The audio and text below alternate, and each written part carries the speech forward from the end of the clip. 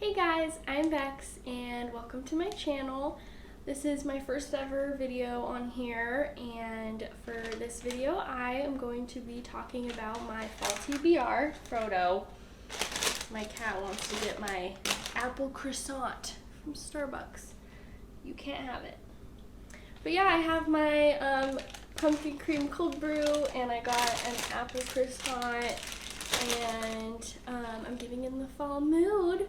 I know that fall doesn't technically start until like the end of September, but I usually think of it more like the beginning of September. So with that coming up, I thought I would get in the spirit with some fall books. So I think I have 18 books to talk about. Some are gonna be like witchy, just in general, witchy romances, some mystery thrillers. I think I have like one horror book, and then some fantasy, dark academia type books. So if any of that sounds interesting, then keep watching. The first book I have is a continuation of a book I read last year, which is The Ex-Hex, and this is the next one, which is The Kiss Curse by Erin Sterling. I would consider it as a witchy romance with a mystery. If you guys read the first book, The Ex-Hex, this one follows Gwyn, who I believe is the cousin of the main girl in the first book, and she meets this guy, Wells. He's coming back to the town of Graves Glen, which his family kind of founded, and he like opens up a magic shop right across the street from the main girl's magic shop, Gwyn, and they kind of have a rivalry going, and then a romance starts. And then the mystery aspect in it, I believe, is when a new coven of witches comes to town, and Gwyn and Wells are having to work together to find out why they're there. I really liked The Ex-Hex. I think I rated it like 4 stars. It was, you know, a quick, easy, fast read, perfect for the fall season.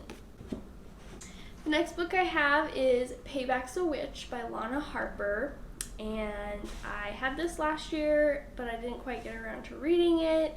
And I believe this one is also a witchy romance, and it follows this girl, Emmy, who, I don't know all the details, but she ends up meeting this other girl, Talia, and they realize, I believe, that this guy, what's his name, Gareth, was like seeing them both at the same time, and they kind of work together to get revenge on him.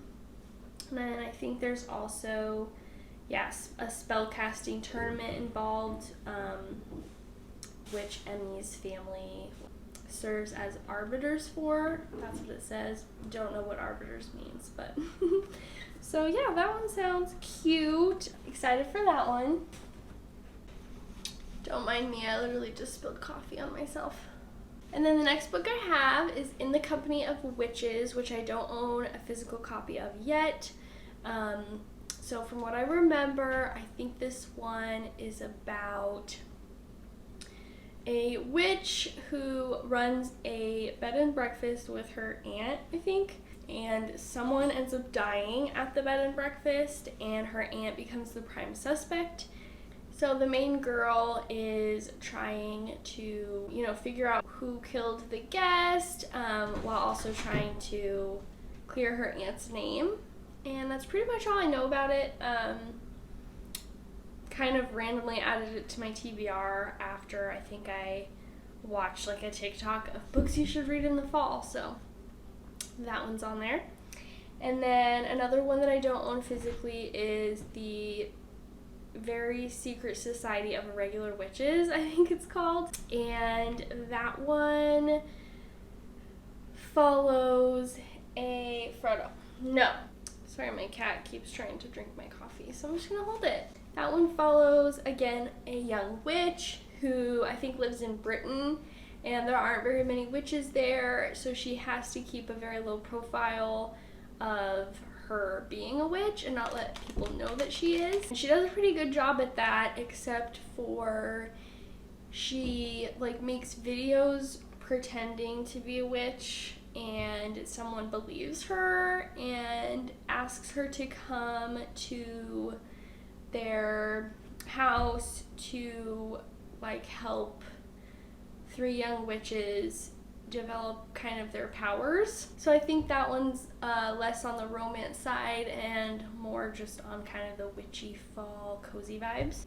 And then the next book I have, which I do own, is Under the Whispering Door by TJ Klune. And this is the same author who wrote The House in the Cerulean Sea, which is super popular, and I haven't read that one or any of his books yet. I also want to read The House in the Cerulean Sea, but I figured this one's a little bit more fallish.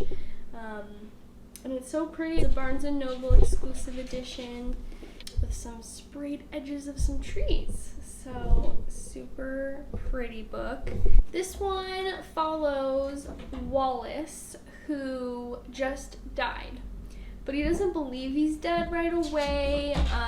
But when a Reaper comes to collect him, he realizes he is in fact dead, but he's not ready to cross over. So someone comes to help him cross over and gives him a week to do so.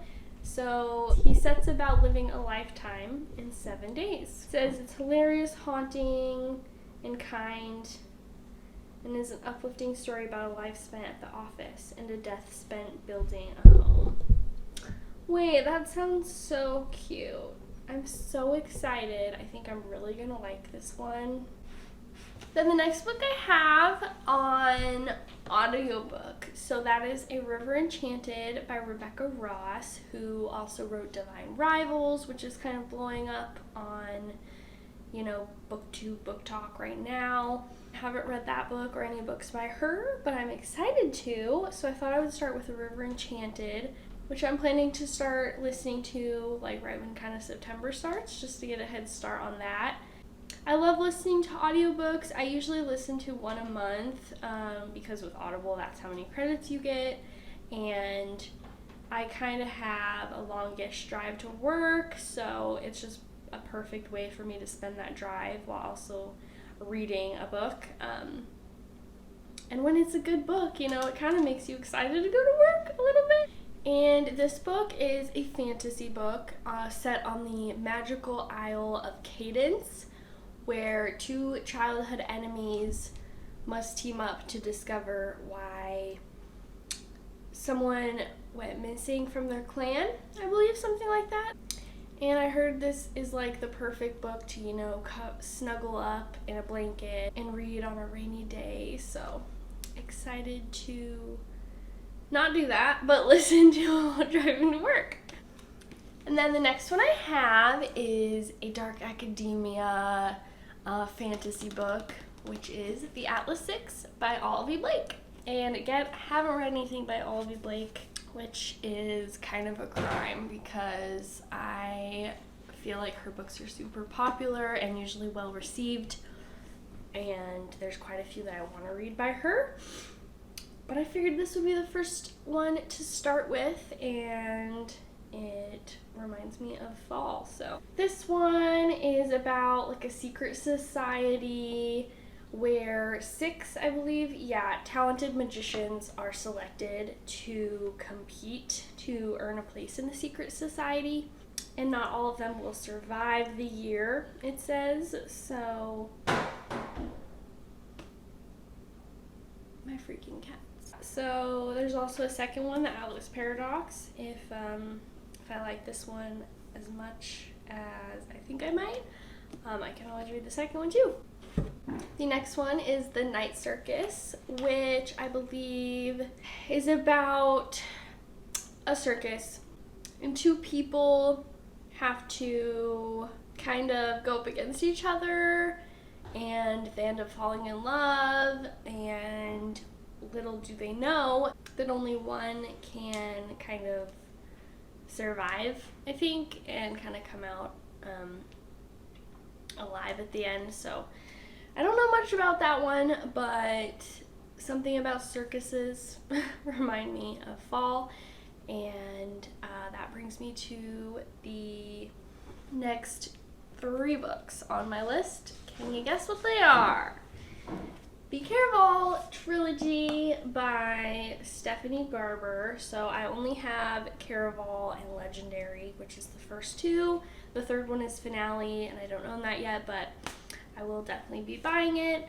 And these ones, again, are about a carnival called Caraval, and it follows the main girl, well, 2 girls, they're sisters, and one of the girls it's like her dream to go see Caraval, and she gets like chosen to be involved in Caraval, but little does she know that the whole point of Caraval this year is to find her, something like that. Whoops.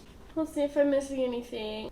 Yeah, it says that she's kidnapped by the organizer of Caraval Legend, and the whole season of Caraval this year revolves around Tortella, and whoever finds her first is the winner. So I, again, haven't read anything by Stephanie Garber yet, and I kind of wanted to read these first before getting into Once Upon a Broken Heart and that trilogy, and also these seem more fall-esque to me, so I figured this would be the perfect place to start with her books. And the next book I have is The Wicked Deep by Shay Earnshaw, which I believe is like a fantasy about 3 sisters who were hanged for witchery, and every year for a short amount of time they get to like come back, and they like take over 3 girls' bodies, and I think there's also a romance plot in this book. So one of my fave booktubers, Allie, or just Allie, read it I think last year, and that's when I added it to my TBR but didn't get around to reading it, and she really liked it, so very excited to be reading this one. Oh, hi Frodo. Alright, I think I have 6 left, something like that, 5 or 6. And the next one I have, which I don't own physically, is Truly Devious, which again I think is a trilogy, and it is like a young adult murder mystery about a killer who kidnaps someone, and he goes by Truly Devious, and I think it follows like a then and now timeline of the then is when Truly Devious first kind of popped up, and that the now part is about the main character Stevie, and she attends the same university as the people who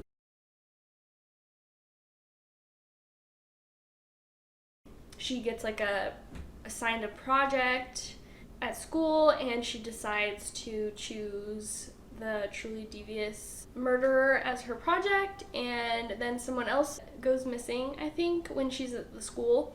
So she takes it upon herself as a true crime fan to try and crack the code and figure out who is Truly Devious. And I feel like these would just be super fun YA murder mystery reads, so if I get around to buying those, which I hope I do, I will definitely be reading them.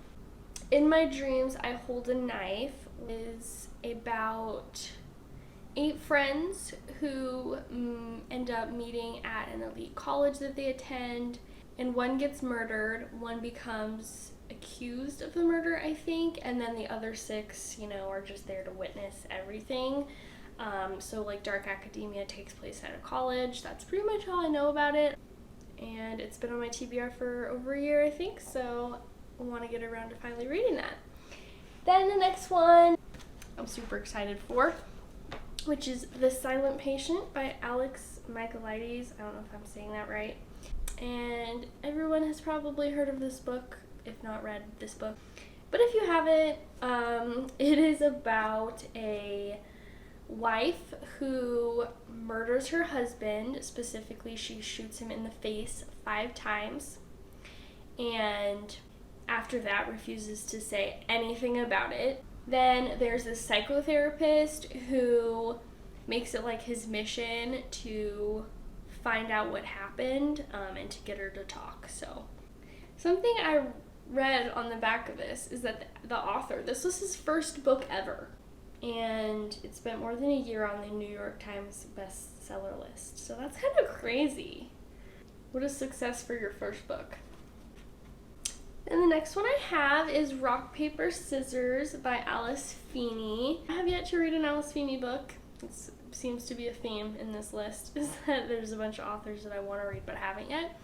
And Rock, Paper, Scissors follows a husband and wife who win a trip to, I think, Scotland.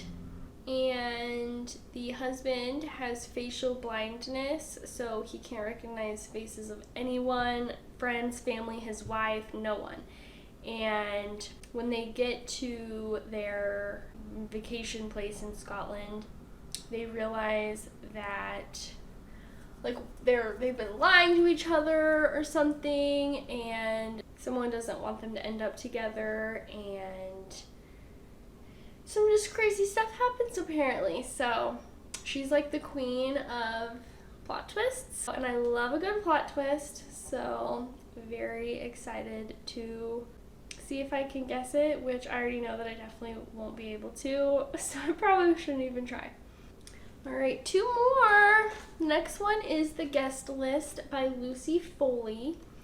And I have read some Lucy Foley books, and I liked them. It is about a wedding that takes place on a remote Irish island, and there are, I think,